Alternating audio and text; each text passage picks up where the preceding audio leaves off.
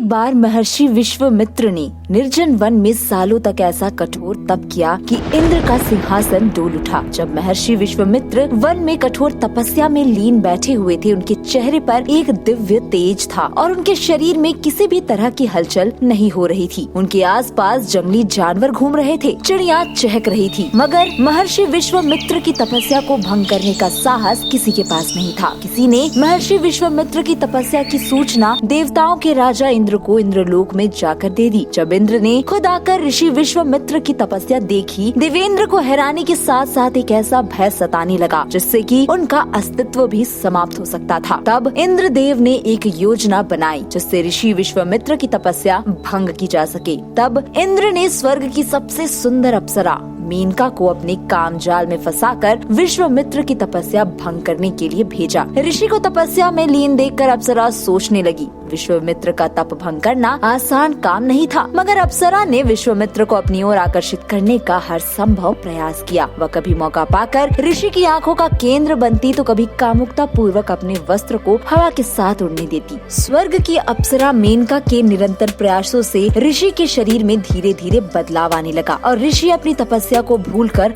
उठ खड़े हुए। अपने फैसले को भूलकर मेनका के प्यार में मग्न हो गए। इस सच से वंचित ऋषि उस अप्सरा मेनका रूपी स्त्री में अपनी अर्धांगिनी देखने लगे। ऋषि की तपस्या तो टूट चुकी थी, मगर फिर भी अप्सरा स्वर्ग लोक नहीं लौटी। वो भी ऋषि से प्रेम करने लगी और उनके साथ अपना जीवन बिताने लगी। दोनों का प्रेम संबंध काम संबंध में परिणत हुआ और एक दिन अप्सरा मेनका ने ऋषि की एक कन्या को जन्म दिया। एक दिन मेनका अपनी नन्ही पुत्री के साथ खेल रही थी कि तभी देवराज इंद्र प्रकट हुए। देवराज ने मेनका को याद दिलाया कि वो कोई साधारण स्त्री नहीं बल्कि स्वर्ग की अप्सरा है। इंद्र ने कहा कि अब धरती पर उसका काम खत्म हो चुका, इसलिए वह स्वर्ग लौट आए। मेनका अपनी पुत्री और पति को छोड़कर वापस नहीं जाना चाहती थी। वह विलाप करने लगी। इंद्र ने मेनका से कहा, अगर तुम स्वर्ग नहीं लौटी तो मैं तुम्हें शिला बना दूंगा। ये सुनकर मेनका को मजबूरी वश अपने पुत्री को विश्वामित्र के पास छोड़कर वापस स्वर्ग लौटना पड़ा।